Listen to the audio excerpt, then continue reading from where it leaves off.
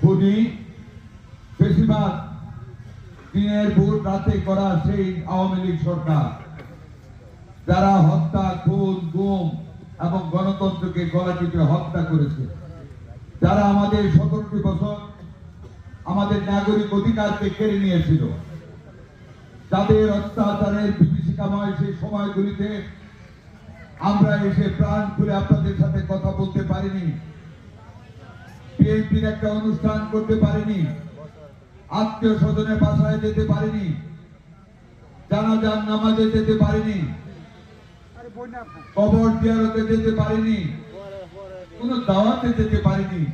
পিছনে পিছনে পুলিশ চালিয়ে দিয়েছে, আমাকে ওই স্থান ত্যাগ করতে হয়েছে। আমি কোন রকম আসতে পারলেও পর মুহূর্তে আমার সেই স্থানীয় নেতা কর্মীদের নামে ডজনের উপর ডজন মামলা। কি মামলা, কি বিভীষিকাময় সেই ইতিহাস!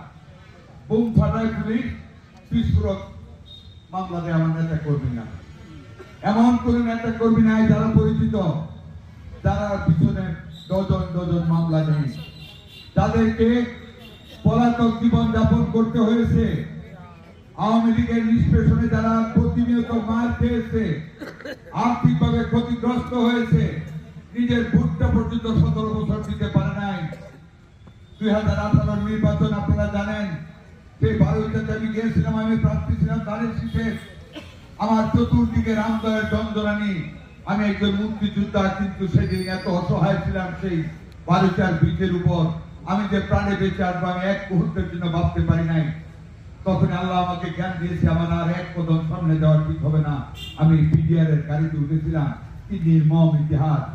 পিডিআর এর সেই মাইক্রোবাসের পিছনে আমাকে শোয়ে আমার উপরে 3 জন সেই আওয়ামী জালেম সরকারের পিডিআর চাপা দিয়ে বসেছিল।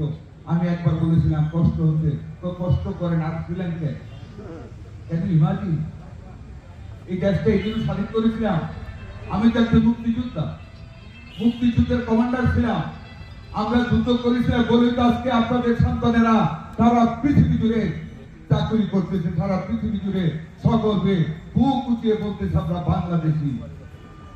আমরা দেশ থেকে স্বাধীন করেছিলাম বলে তো আজকে আমাদের সন্তানেরা সিএস অফিসার হচ্ছে, সচিব হচ্ছে, জাজ হচ্ছে, প্রধান বিচারপতি হচ্ছে, প্রধান সেনাপতি হচ্ছে।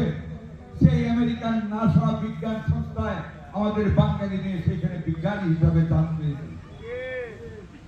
আজকে যদি দেশ থেকে স্বাধীন না করতাম, তাহলে কি আজকে বাঙালি সন্তানেরা প্রধান সেনাপতি হইতে পারত?